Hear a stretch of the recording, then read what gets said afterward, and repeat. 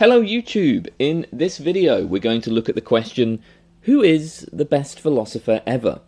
Surprisingly, there's not a lot of published work that tries to establish who is the best philosopher ever, but the philosopher Colin McGinn has a blog post titled Best Philosopher Ever that attempts to address this obvious gap in the literature. Colin McGinn's conclusion is that Colin McGinn is the best philosopher ever. And in this video, we're going to examine his argument for that. Now, in order to work out who is the best philosopher, we need to have the right criteria for assessment. What standards should be used when judging the work of a philosopher? McGinn explicitly cites 4 criteria, though actually he seems to be committed to another one. I think there's 5, actually, in his post. So first of all, McGinn begins by claiming that contemporary philosophers are in general superior to the philosophers of the past. And the reason for this suggests the first criterion, which is expertise. So clearly one relevant factor in assessing how good a philosopher is how much that philosopher knows about philosophy, and I suppose fields related to philosophy. So this is expertise, right? Like, one criteria that we're looking at here is expertise in philosophy. But expertise in philosophy is cumulative. It builds over time. Later philosophers will learn the important ideas of other philosophers and then be able to build on them. So Bertrand Russell knew about Plato, and he knew, a good amount of Plato's arguments. But Plato knew nothing of Russell, and this in itself is a reason to think that Russell is a better philosopher than Plato. I mean, today, even, a good undergraduate will be able to understand Plato's central arguments. They'll be able to understand various objections and defenses of those arguments. So they will know, actually, a fair amount about past philosophy. The point is that we stand on the shoulders of giants, but precisely for that reason, we are better than them, at least with respect to expertise, at least with respect to knowledge of philosophy. So McGinn concludes that we can fairly swiftly dismiss the claim that any philosopher long dead is going to have to being the best. We should focus basically on contemporary philosophers. We should focus really on the sort of 20th century and later, because these are the philosophers who are going to have the most expertise. So this criterion, I imagine, is immediately going to be controversial. An obvious objection to this is that it gets things the wrong way round. What's more important than mere sort of knowledge about philosophy is impact or influence, we might think.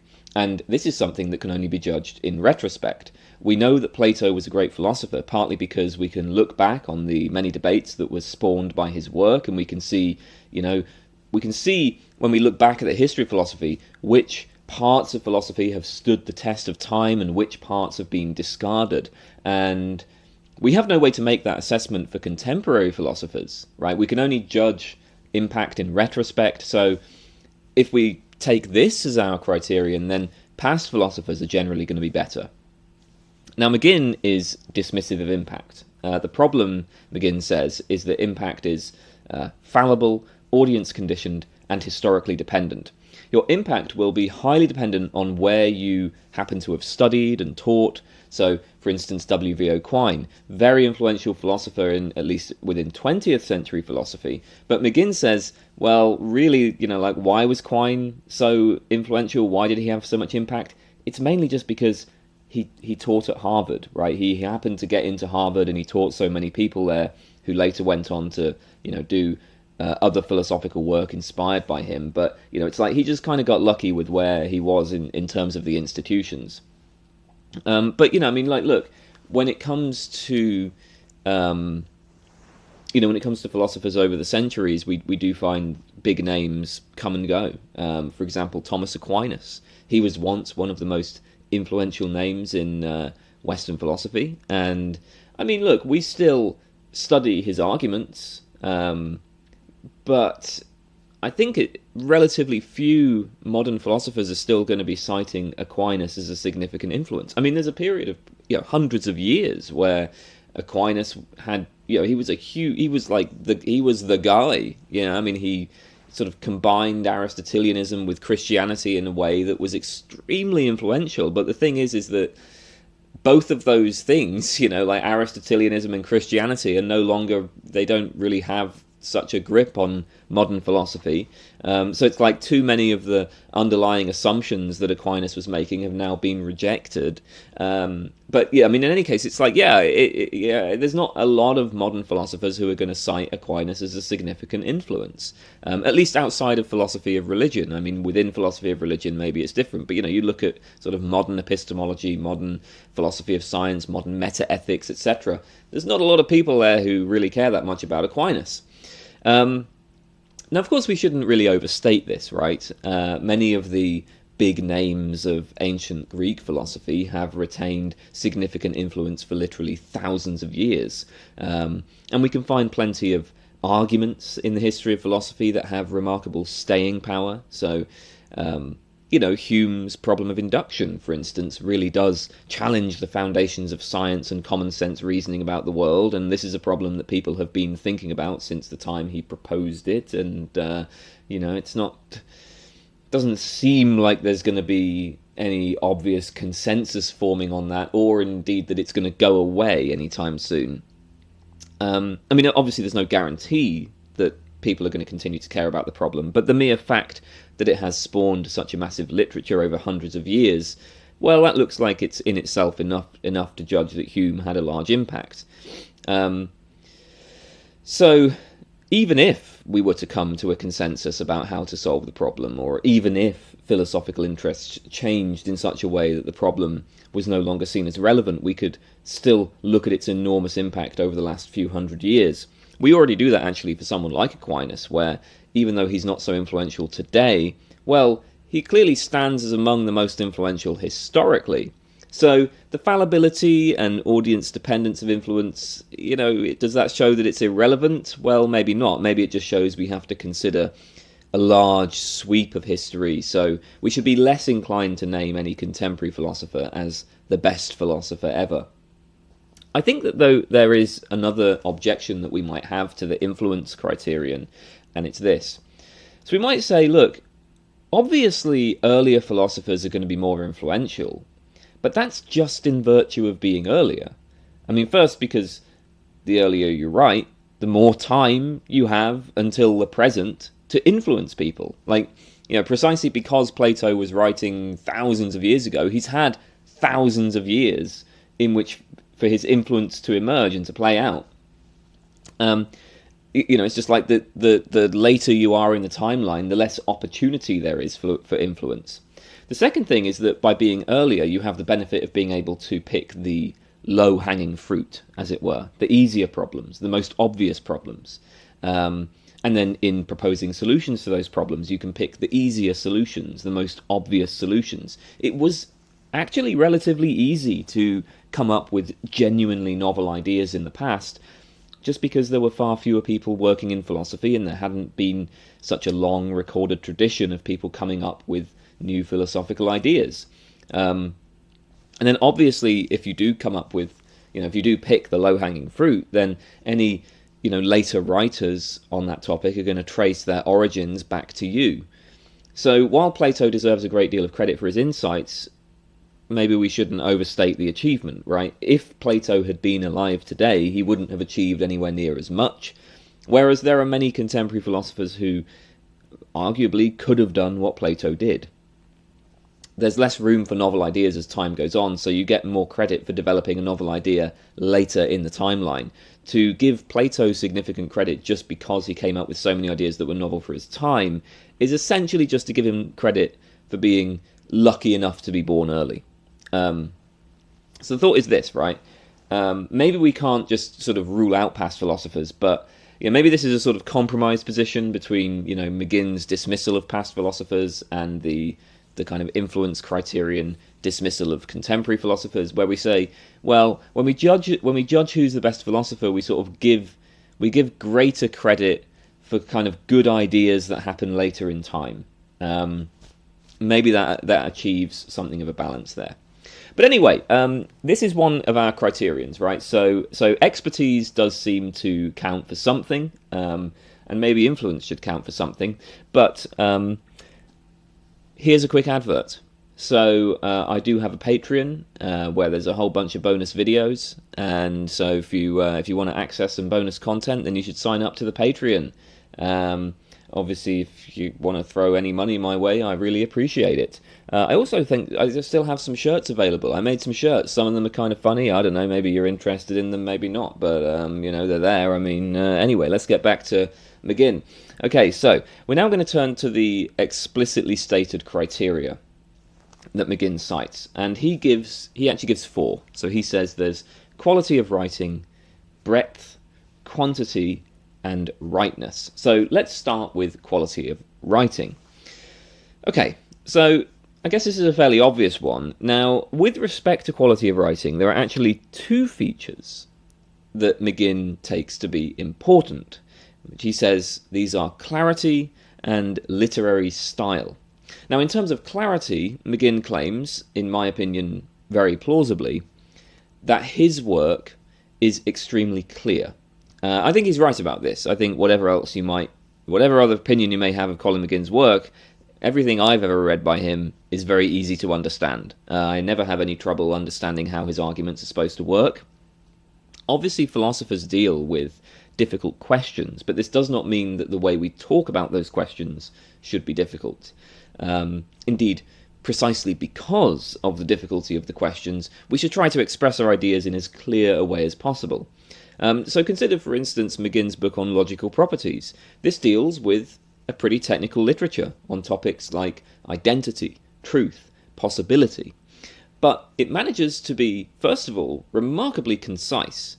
It's only about 120 pages, I think. It's a very concise book, despite dealing with a whole bunch of quite technical topics. Moreover, it expresses its arguments in terms that really would be accessible to, let's say, the educated layperson. You don't really need any deep background in philosophy of logic to understand what he's doing in that book, and it does this without any loss of important content. This isn't an introductory book. It's a book that actually has novel arguments. It's a fantastic book, actually. And so, this is just an example of how McGinn is a remarkably clear writer. Some of McGinn's work genuinely does seem to be among the clearest philosophy you'll ever read. So on this point, I suppose I think he's right. Now, of course, there are plenty of philosophers who write with clarity. Clarity seems to be favoured within the analytic tradition, or at least this is what analytic philosophers often say about themselves. I would suggest that analytic philosophy often does not have the clarity that it pretends to have. You only have to take a look at how many classic arguments in analytic philosophy are wide open to interpretation. I mean, look at, for instance, Wittgenstein's Tractatus, which is one of the foundational texts of analytic philosophy. What the hell is he talking about for most of that? It really isn't obvious at all. Or take, Quine's argument for the indeterminacy of meaning, or Sellers' argument against the myth of the given, or Davidson's argument against conceptual schemes, or Michael Dummett's argument for justificationist semantics. And I brought up Wittgenstein. Don't even get me started on the private language argument. There's a whole bunch of stuff in analytic philosophy that is just quite obscure and not easy to understand at all. As much as analytic philosophers like to claim that they favour clarity, I'm really not so sure. When you look at some of the big names in analytic philosophy, often there is a lot of difficulties of interpretation. So, at least on this point, it is, I would say, quite a special feature of McGinn's work that he has such clarity. But of course, in any case, clarity is not all that matters. Philosophy is a literary subject, and it is therefore much about rhetoric as it is about logical argument. So we also care about literary style. The clarity of analytic philosophy, insofar as it has clarity, often sacrifices literary style. Much analytic philosophy is rather dull, to be honest. It's hard to find a philosopher who has both clarity and literary style. McGinn claims that his own work exemplifies both, and he points out, he's an author not just of academic philosophy, but also novels, short stories, poetry. McGinn says, look, he has training in both science and literature, so he can write in both ways. Again, I think McGinn's probably right about this. When I've read what I've read of McGinn, does seem to have it's pretty stylish. He's a pretty good writer. So I think we can give him that. Okay, I just want to point out a worry about clarity here. So we're using as one of the criterions clarity. So one concern about clarity is that whether a text counts as clearly written may be a matter of one's temperament and one's training. Analytic philosophers often object that continental philosophy is unclear, it's impenetrable, it's obscure. But then you find, when you talk to people who are trained in contemporary philosophy, they will say, no, continental philosophy actually is perfectly easy to understand once you have the relevant training. Of course, you can't just pick up a book on continental philosophy and immediately understand it without that training. But then the same is true for analytic philosophy. You can't just go and read Bertrand Russell's On Denoting without any kind of background education in analytic philosophy and what that paper was about, and then understand it. You're not going to understand it, right? And that's actually the case for any specialist subject. You can't just pick up a book on physics or biology and then understand it. You need to have some training in the subject. Continental philosophy can be understood perfectly well with training, and the basic ideas in continental philosophy can be communicated to outsiders in introductory contexts. I mean, just take a 101 course or pick up an introductory book. You can pick up an introductory book on this stuff, and it will. I mean, a good introductory book can explain this stuff in ways that are understandable. And so, we actually should take it that analytic philosophy and continental philosophy are really just on the same footing here. And the fact that analytic philosophers find analytic philosophy so easy to understand and that it has such clarity, well, yeah, that's just because they were trained in that subject. So clarity is largely going to be a matter of your training. There's another point here as well that I think, somebody from another tradition might make. Okay, so I can imagine, a continental philosopher looking at analytic philosophy and saying, what it is that analytic philosophers call clarity is not actually a good thing, okay? The kind of clarity that analytic philosophers demand, that's really more like just a kind of abstraction that illegitimately strips away the kind of social, historical, and experiential context that gives arguments their point and meaning. What you find in analytic philosophy is analytic philosophers are just focused on, right, well, I'm just going to state, here's the premises of the argument and here's the conclusion, and I can put this in formal terms. I can formalize this, and I can just look at the propositions that are expressed by these statements. And it doesn't really matter where this argument came from. It doesn't matter who's giving the argument. It doesn't matter what the social context is. And actually, if you talk about that stuff, you're kind of missing the point. The point is just to evaluate the argument in itself, and then that's what proper philosophy should do. I can imagine that, people from other traditions might say, no, right, what you are doing here is you're just stripping away the kind of context that actually that makes an argument meaningful in the first place. When you present an argument as some formal structure that we can assess in itself according to some universal rules of reason, that's just incoherent, right? So analytic philosophers treat formal logic as the paradigm of clarity, and the style of formal logic is then extended to argument in general. But we might say, no, formal logic is something that's understood only in particular contexts. Natural language arguments do not literally instantiate logical forms, and the idea that you can extract the logical form of an argument, that's just nonsense, right? The analytic procedure is a procedure that makes arguments meaningless. It strips them of their meaning. So what analytic philosophers call clarity, that's just really a matter of style, right? It's like a performance. Clarity is style, but without any substance. So, I mean, the point is look, there's going to be plenty of debate about which philosophers are really the best at clarity. Clarity seems like a straightforward criterion, but it may not have as much clarity as it initially seems. That's the point. But anyway, quality of writing, that is one of the criterions that McGinn suggests, and so let's turn to the next criterion. So the next criterion is breadth. Breadth. We should expect that the best philosopher ever will be a philosopher who has made contributions to a wide variety of philosophical topics. As Wilfrid Sellars once said, philosophy is the study of how things in the broadest sense of the term hang together in the broadest sense of the term. For many of us, the appeal of philosophy lies in being able to investigate the big questions of life, questions at the foundations of our beliefs and practices.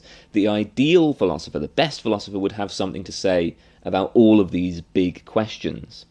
Unfortunately, a lot of contemporary philosophy is not really very broad. So, I said earlier, McGinn thinks that we can, on the basis of expertise, we can basically rule out all of the philosophers of the past. We should be looking really at contemporary philosophy.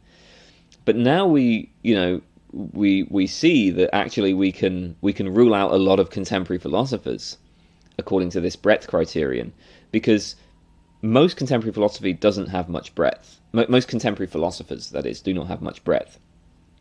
Contemporary philosophy has favoured increasing specialisation. So contemporary philosophers, they tend to work on a very narrow range of topics. Like if you take the average contemporary philosopher, they tend to be kind of laser focused on a very, very narrow range of things. They'll specialise, right? They'll specialise in philosophy of science, and almost all their work will be philosophy of science. And then not just philosophy of science, but they might well specialise in like some very specific part of philosophy of science, like, I don't know, the scientific realism debate. That's what most of their work is on the scientific realism debate. So it's just one little part of one area of philosophy. It's highly specialised now. Even when philosophers have influence across many domains, often they do not themselves actually work in those domains. So consider, for instance, Wittgenstein. Wittgensteinians crop up everywhere, but Wittgenstein's own writings were very limited in scope. I mean, Wittgenstein was concerned with language. He held that misuse of language is the source of almost all philosophical problems. So there is, of course, some sense in which Wittgenstein commented on philosophy as a whole. But I think, first of all, there's a difference between, commenting on, say, metaphysics and actually doing metaphysics. It's one thing to sort of say, well, look, on the basis of my work in philosophy of language, I can just dismiss basically all of metaphysics. Maybe in some sense you're doing metaphysics, but it's like, there's a difference between that and then actually like writing a book on metaphysics. And the other thing is that the specific arguments that were given by Wittgenstein, they were all of a very particular, very limited character. The arguments had broad conclusions, but the arguments themselves were kind of quite limited in terms of the ideas that they were actually dealing with. With Wittgenstein, obviously you have early Wittgenstein and late Wittgenstein, and they were very different. But still, you can look at something like the Philosophical Investigations, which arguably, the Philosophical Investigations has consequences for philosophy as a whole, but the actual, the way that the Philosophical Investigations argues for things it's a very specific type of argument. It's a very specific type of thing that Wittgenstein is doing in that book. And so, it may well be actually that the sort of sweeping conclusions combined with the narrow style of argument, it may well be that that's precisely what allowed for a tradition to flourish of philosophers following up Wittgenstein's work. The same kind of thing characterizes a lot of other philosophical traditions, actually, like logical positivism. The logical positivists, they had very sweeping conclusions based on quite narrow linguistic arguments. Anyway, the point is, the best philosopher ever shouldn't be like this. The best philosopher ever would, they would be somebody who writes on all these domains, metaphysics, epistemology, philosophy of science, philosophy of logic, ethics, aesthetics, metaphilosophy, and so on. Right? And they should use arguments that are unique to each of these areas, utilizing methods that are unique to each of these areas. It shouldn't just be that they have some general argument about, say, philosophy of language that ends up having consequences for all of these areas. No, they should do work specific to all of these areas and address these questions in ways that are kind of recognizable to each of these domains. And this is demonstrably true of Colin McGinn, at least so Colin McGinn says. I mean, that's actually also fairly easy to see when you just look at the work that he's done. He has done, look, he obviously is famous for philosophy of mind, right? That's where he's most well known. But he has books on metaphysics, like heavy-duty metaphysics. He has books on philosophy of logic. As I said, he's got this book, Logical Properties, where he defends, he approaches this as a sort of philosopher of logic would do, and, presents some unique ideas in philosophy of logic, using the kinds of arguments that, you would expect of a philosopher of logic. He's talked about ethics, about aesthetics. He's done work in all of these areas. So it is just true that Colin McGinn has a pretty good breadth of work. Okay, next, quantity. Well, this is a fairly obvious criterion, isn't it? Quantity. The best philosopher ever would have produced a lot of stuff. So let's suppose that there are two philosophers, Siena and Pearl, and they have produced work of equal quality. Okay, the work is exactly equal in terms of quality. But Siena has produced 4 times as much as Pearl. She's just written 4 times as much. Well, then we should say that Siena is better than Pearl. Obviously, we should prefer quality over quantity. Quality is better than quantity, generally speaking. But if we keep the quality fixed, then the greater quantity wins. So assuming equality of quality, assuming quality equality, okay, greater quantity wins. Quantity breaks the tie when there is equal quality. Now, McGinn has actually pretty demonstrably produced a fairly remarkable quantity of output. He has 20 books. That's a lot of books for a philosopher. 20 books. He has hundreds of articles, and he's one of the most prolific book reviewers. So, in terms of sheer quantity, McGinn has done a lot of work. All right, McGinn's final criterion is rightness. Rightness. The best philosopher ever would generally be correct. They would generally have true beliefs. Now, the motivation for this criterion is fairly obvious. The aim of philosophy is to figure out the answers to philosophical questions. Insofar as those questions have correct answers, we want to get those answers. Or at least, we want to get the correct answer as to whether the questions have correct answers. If they do not have correct answers, we want to know that they do not, and we want to know why. We want to have true beliefs. Philosophy aims at truth or knowledge about philosophical topics, so the best philosopher ever would be the one who generally gets things right. Now, with this criterion, we run into a problem. What it is to believe a proposition just is to take that proposition to be true. So each philosopher will view himself or herself as doing the best in terms of rightness. So, how do we even assess rightness? Obviously, I'm going to take it that my own views are right, and I'm going to judge things in light of that. If this is a criterion of assessing other philosophers, then we're going to end up judging as best those with whom we happen to agree. So how do I reasonably assess rightness without just judging as best those with whom I happen to agree? Now, despite these obvious difficulties with assessing rightness, McGinn thinks that there are certain features of his philosophical methodology that will tend to lend themselves to avoiding error. So McGinn says that he is probably, we can kind of look at certain features of his work and see he's probably more likely to be right. So why think this? Well, first of all, McGinn says he is going to do better because he doesn't tend to make outlandish claims. So he describes his own work as being, and this is just what he says, boring and pedestrian.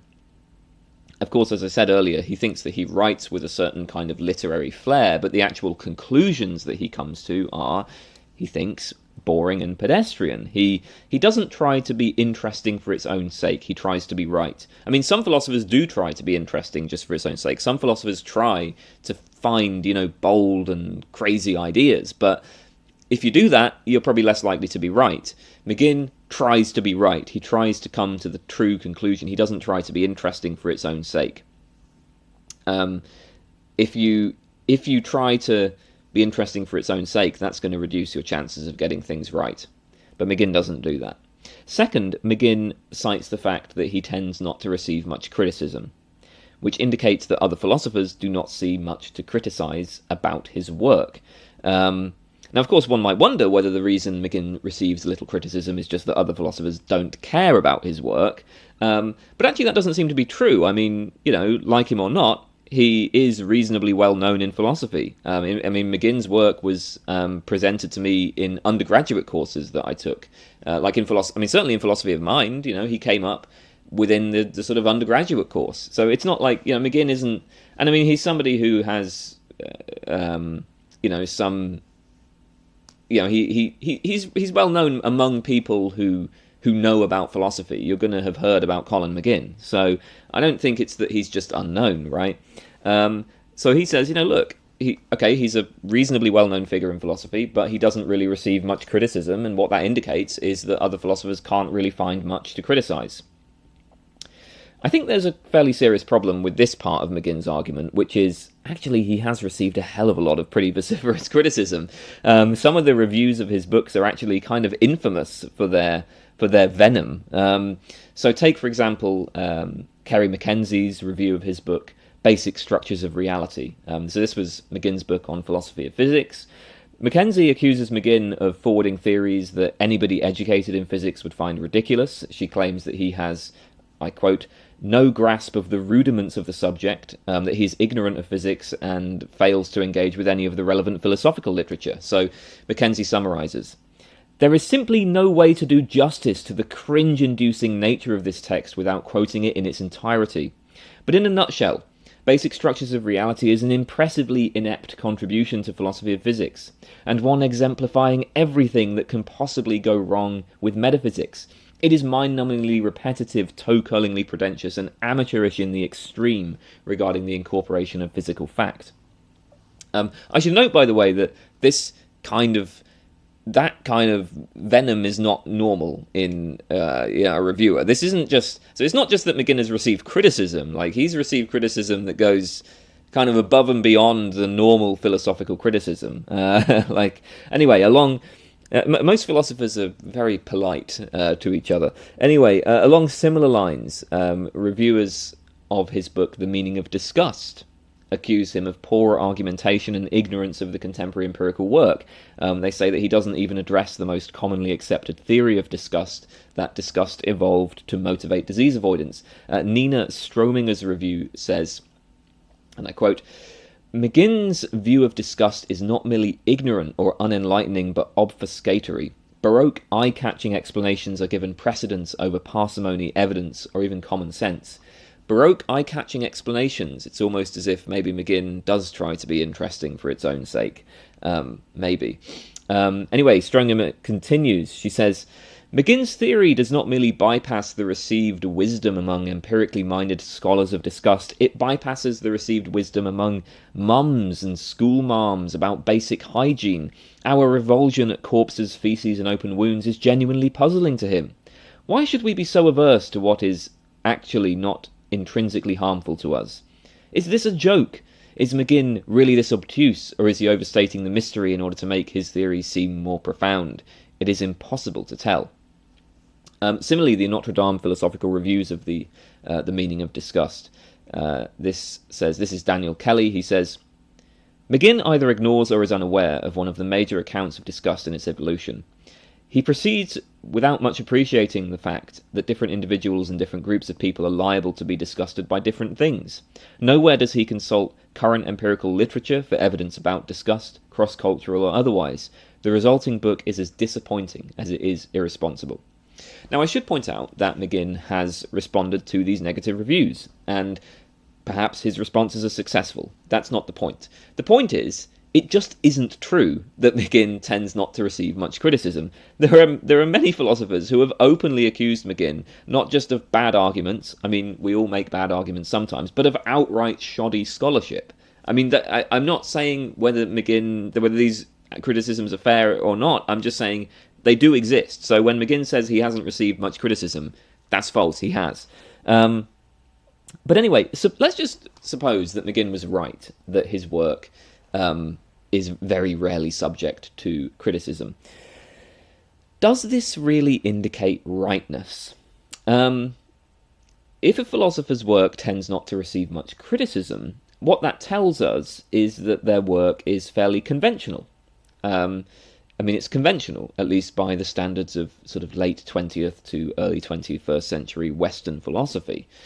At different times and places, the conventional philosophical views and even philosophical methodologies have, of course, been very different indeed. The problem with taking it that conventionality helps one to avoid philosophical error is that philosophy is a story of fads.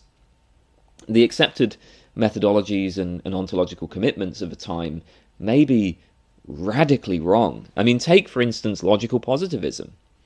The boring and pedestrian logical positivist was, we now think, just completely mistaken. I mean, mistaken not just about, the details of their beliefs, but in the very foundations of their philosophical views. So if you were to be somebody who held conventional views during the period of logical positivism, that would not have done much to help you be correct. So why assume that the conventional views today are any better off? Well, I mean, maybe it's just that we have much better arguments today. I mean, maybe modern philosophy just has much better arguments in I suppose, a similar way to how modern philosophers have much greater expertise. I have to say I'm not really sure that's true. So, take, for instance, one of the most commonly accepted worldviews in contemporary philosophy is physicalism. A lot of modern philosophers are physicalists. Physicalism faces a lot of problems. There's a lot of, I think, fairly serious issues that can be raised against physicalism, and there are very few arguments really in its favour. So take, for instance, the Stanford Encyclopedia of Philosophy Introduction to Physicalism. It has a section called The Case for Physicalism, and this section, The Case for Physicalism, in the Stanford Encyclopedia of Philosophy Introduction to Physicalism, which, it's Stanford Encyclopedia of Philosophy, this is the kind of gold standard for the introductions to things, so it's like, if we want some arguments for physicalism, this is obviously the place to go for the summary. So the section, The Case for Physicalism, begins by just outright stating that since intellectual culture tends to take physicalism for granted, and I quote, "The standards of argumentation required to persuade someone of the truth of physicalism are much lower than the standards required to persuade someone of its negation." So it just outright begins by saying, we don't really need to meet a very high standards here when it comes to arguing for physicalism. It then gives two arguments, the argument from causal closure and the argument from methodological naturalism, both of which, in my opinion, are just obviously terrible. I mean, they're obviously complete garbage. And I do want to point out, the Stanford Encyclopedia of Philosophy is not uniquely poor on this point. Many philosophers just kind of seem to take physicalism for granted, but the actual arguments for it are kind of rubbish. I have a video where it's called Why Believe Physicalism, where I try to go through, I tried to put a bit more effort into arguing for physicalism than the Stanford Encyclopedia of Philosophy does, but my own assessment of that video is that, it doesn't really do a very good job. I don't think the arguments for physicalism are that good. So I think we should be very doubtful that, contemporary orthodoxy has it right. Okay, so a further problem, I think, with the rightness criterion is that it encourages a rather close-minded view of philosophy. I mean, part of the point of doing philosophy is challenging your own ideas. And of course, I can say that my goal as a philosopher is to, gain true beliefs about philosophy. I want to know the true answers to philosophical questions. But then we might think, if truth is the goal, then, as John Stuart Mill argued, it's essential to test your ideas and arguments against vociferous criticism.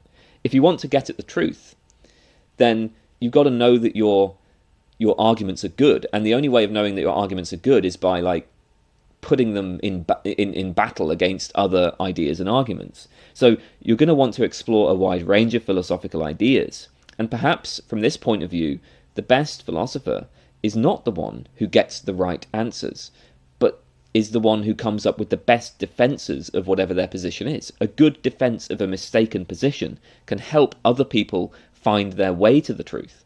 So, even if we could reliably identify the truth, I'm not sure that it would matter quite so much.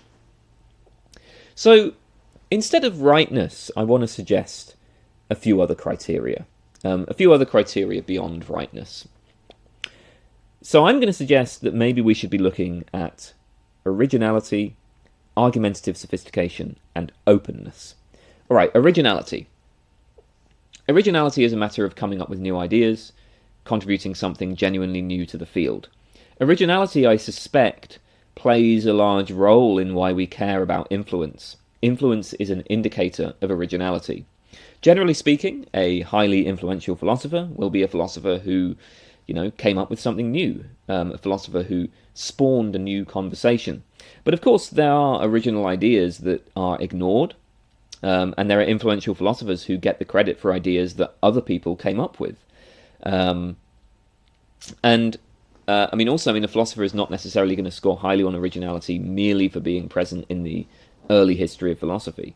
Interestingly, McGinn does actually bring up originality in his post, but for reasons unstated, he doesn't consider it to be a relevant criterion. Seems to me that it is relevant. Unlike rightness, there are going to be sensible arguments to be made about whether one philosopher is more original than another. I mean, obviously, this is there's going to be lots of different ways of assessing this, but still, you can find ways of assessing originality beyond just, well, do I agree with this person? The next criterion is argumentative sophistication. Again, this seems clearly relevant. Philosophers defend their positions through argument. Now, we can leave open here exactly what the standards are for assessing arguments. Different philosophical methodologies will point us in different directions on this point. But, look, despite the very radical differences in their approach, I think we can look at we can look at people like, say, Spinoza, or W.V.O. Quine, or Max Stirner. These are people who have very, very different approaches to what philosophy is, but I think there's some way we can see that all of them presented sophisticated arguments. They were arguments that involved careful reasoning through lots of steps.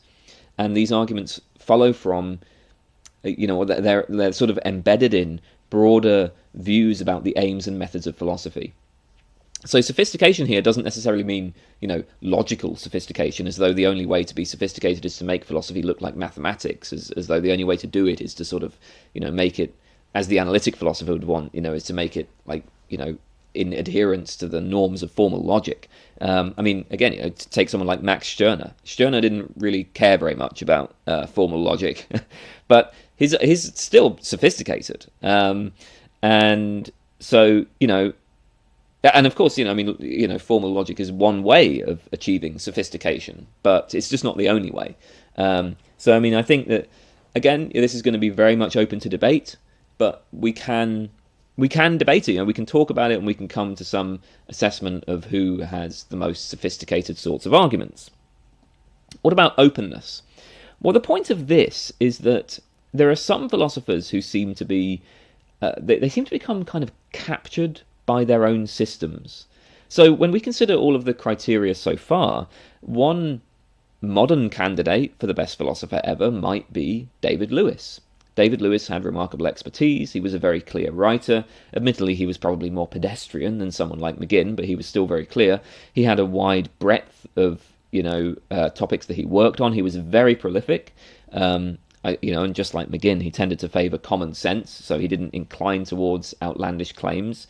Still, he was prepared to follow the arguments wherever they led, and sometimes they did lead him to outlandish claims. Lewis has plenty of striking original ideas. His arguments were clearly highly sophisticated, and yet Lewis was very much a system builder, and almost all of his views kind of flow from his Humean supervenience project. I have a video on Humean supervenience if you want to know more about what that was. But when you read Lewis, I think you do have the sense that he was, he was somebody who was working in the service of this system, and perhaps didn't really, in his own work, see very far outside of his system. Like all his work was really within this project. That's what he did. And openness involves a more kind of exploratory attitude. It doesn't mean that you can't be a system builder, right? An open philosopher can still build a system, but it just means that sometimes you seriously explore arguments and ideas outside of that system, and you defend things outside of that system.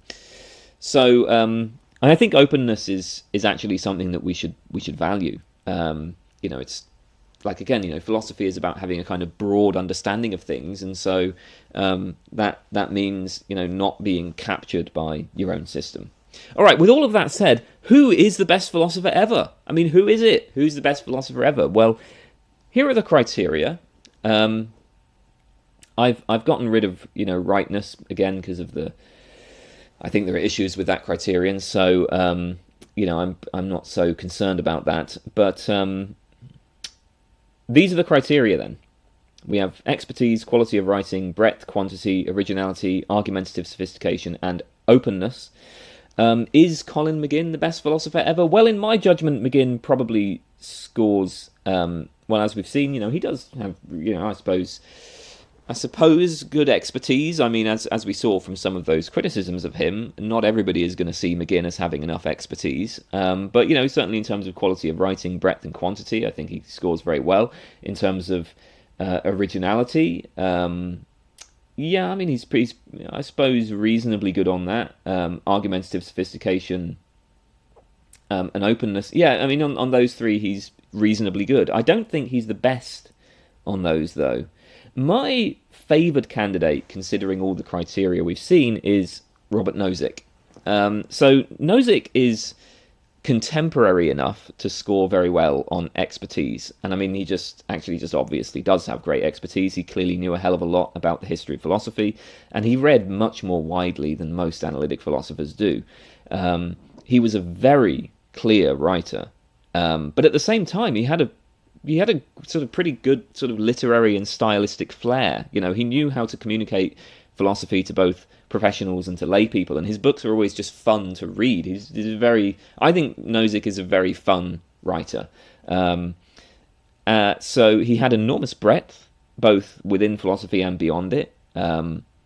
He kept up not just with developments in philosophy, but also in other academic fields, and would often appeal to, results in economics or physics or biology to develop novel philosophical arguments. So, I mean, I think that, when you look at Nozick, he wrote on political philosophy, on metaphysics, on philosophy of science, on ethics. I mean, he did a lot of stuff within philosophy. Now, I would have to grant that McGinn beats Nozick in terms of sheer quantity, but then, I mean, given some of the criticisms McGinn has received about his treatment of other fields, Nozick seems to beat McGinn in terms of sort of carefulness, at least. Maybe that should be another criterion. Quantity is good, but you have to find the right balance. If you produce too much stuff, then maybe that's just because you're not reading enough. But Nozick was strikingly original. So he worked obviously within analytic philosophy, but a lot of his stuff, Nozick was not a normal analytic philosopher. It's just, I mean, again, maybe you just have to go and read his stuff. It's just obviously the way that he argued for things, the ideas he explored, put him, he would explore ideas within analytic philosophy. So he was an analytic philosopher, right? But he tended to talk about topics that other analytic philosophers ignored, like the concept of political utopia, or the meaning of life, or the explanatory power of nothingness. There's stuff that a lot of other philosophers just didn't care about. He was sort of one of the first analytic philosophers, one of the first philosophers within the analytic tradition to really explore these ideas. He came up with some strikingly original arguments, and his arguments were always very sophisticated. And he was always open to, engaging as I said, with these ideas that a lot of analytic philosophers of his time tended to ignore. So I think in terms of originality, argumentative sophistication, and openness, Nozick scores very highly. He was definitely not somebody who was, captured by his own system. Of course, he had his own ideas, but he wasn't captured by them. So what about my personal favourite? I mean, my favourite, as I've often said, is David Hume. Well, clearly Hume leaves much to be desired in terms of raw expertise. Moreover, Hume's system was built on very questionable foundations which he himself managed to demolish before actually deriving anything from them. I mean, forget the radical skeptical arguments. The missing shade of blue is enough. But Hume did come up with some remarkable positive proposals, like his projectivist account of causality or his conventionalist account of property rights. But many of his positive proposals are actually pretty implausible and derived from principles that we have no reason to accept. Just like Lewis, Hume was definitely captured by his own system. He scores very poorly on openness. What makes Hume special are his skeptical arguments and his boldness, really, following empiricist principles wherever they may lead. But I don't really think, if we're using these criteria, I can make a plausible case for Hume. I think it has to be Nozick. So that's my candidate for the best philosopher ever, and that's the end of that video. Thanks for watching. I'll see you next time. Bye, everybody.